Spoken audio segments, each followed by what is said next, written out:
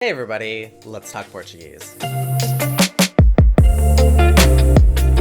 Today we're going to be talking about some of the things that didn't change in the Orthographic Agreement of 1990. But before we get into today's video, if you'd like to support me and my channel or simply buy me a coffee each month, you can do so on my Patreon. On my Patreon, you get access to extra things from my videos, whether that's research that I've done for them, tips and tricks for continuing your own research, or even things like postcards directly from me to you. If that sounds interesting to you, head on over to patreon.com/Sashinka, where you can find out all of the information about that. Now, on with the video. Now, I have already done a general overview of the Orthographic Agreement of 1990, otherwise also referred to as the New Orthographic Agreement, since it is the most recent orthographic agreement in place. And if you'd like to watch that video, I highly recommend that you check that out. But now, today, I'd like to focus on some of the things that cause a little bit of confusion among native speakers and learners alike. As a disclaimer, this video is not a value judgment on how things are written or any of the orthographic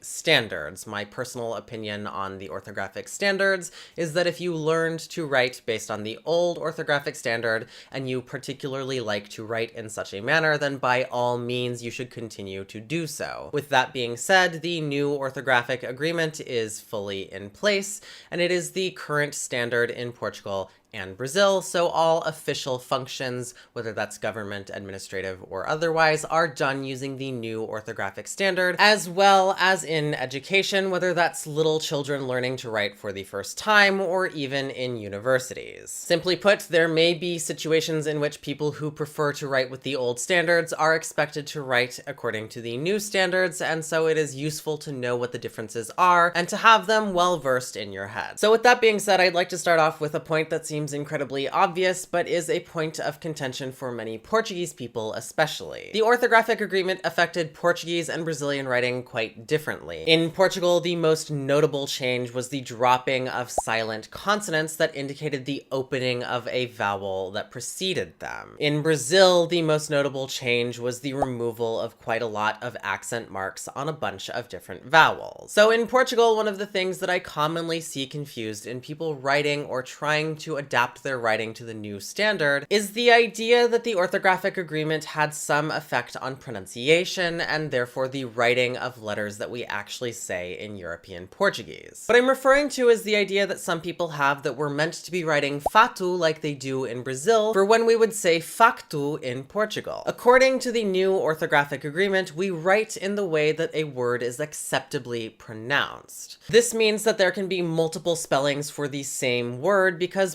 Portuguese does not have one uniform pronunciation for quite a lot of words.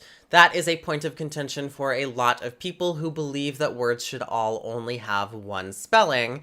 However, that is simply not the paradigm that we are operating in nowadays. In Portugal, we write facto with a C, contacto with a C, and so on. And we should take into special consideration words that have multiple pronunciations even in Portugal. I'm talking about words like caráter or carácter, perspectiva or perspectiva, and so on. Now, I mentioned that in Brazil, the biggest change to writing was the elimination of quite a lot of accent marks on vowels. Words that are commonly thought to have lost their accent marks, but in fact retained them in order to distinguish them either from verbal forms or for pronunciation reasons. The best example that we have of this is the verb por. The verb por under the new orthographic agreement continues to be written with the circumflex accent. This is to distinguish it in both writing and pronunciation from the preposition por. It is therefore incorrect if we are writing the infinitive form of the verb por without an accent. Similarly, the verbal forms of pod are distinguished by the circumflex accent. In the third person singular past tense, we have pod with a circumflex accent, and in the present tense we have pod without an accent. There are some cases where this did change, such as with para, but this video is about things that did not change, and I will be working on a video about what actually did change in the orthographic agreement at some point in the future. Next, we have the writing of certain grammatical expressions or words. In Portuguese, we have different writings in different places for the uses of porque, which I have done a video about as well, and I would encourage you to go watch. The orthographic agreement did nothing to harmonize the writing of porque and porquê in Brazil and Portugal. What this means means is that the differences in the writing of porque and porquê continue to be the same as they were before the new orthographic agreement was put into place. In Brazil, the interrogative porquê is separate, and in Portugal, it is all together. Despite the elimination of silent letters in Portugal, there is one letter that was left untouched, and that is the letter H. For what are given as etymological reasons, the letter H is preserved under the new orthographic agreement wherever it was previously used. This is valid of words and prefixes and so on. So we continue to write words like hipermercado with an H. But there's one specific word that in fact did not change that even many people who teach the new orthographic agreement believe to have changed, and I'm talking about the word úmido. Under the old orthographic standard, the word úmido in Brazil was written without an H. That is true even today under the new orthographic standard. But in Portugal, that word was written with an H.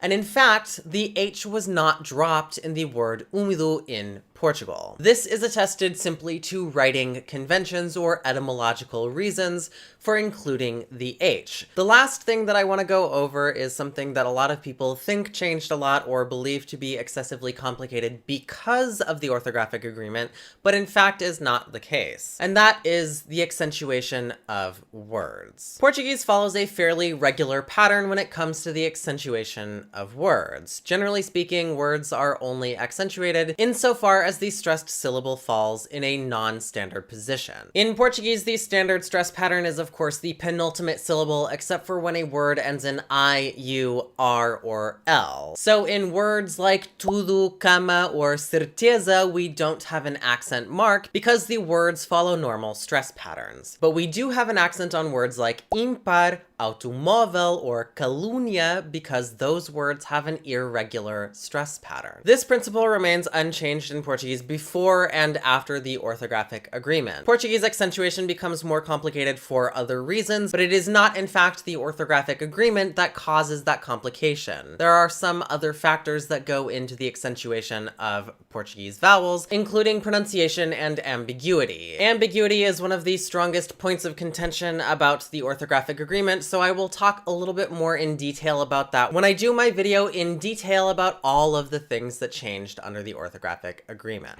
But that's all I've got for the things that didn't change in the orthographic agreement. As you can see, there are not especially a lot of them, but the ones that exist do tend to cause some confusion. I hope you enjoyed this video. If you did, if you learned something or otherwise found it interesting, leave me a thumbs up down below. You might subscribe to my channel if you're not already. I make a ton of videos about the Portuguese language, which you can find in playlists directly on my channel or in the eye above, and I will see you next time.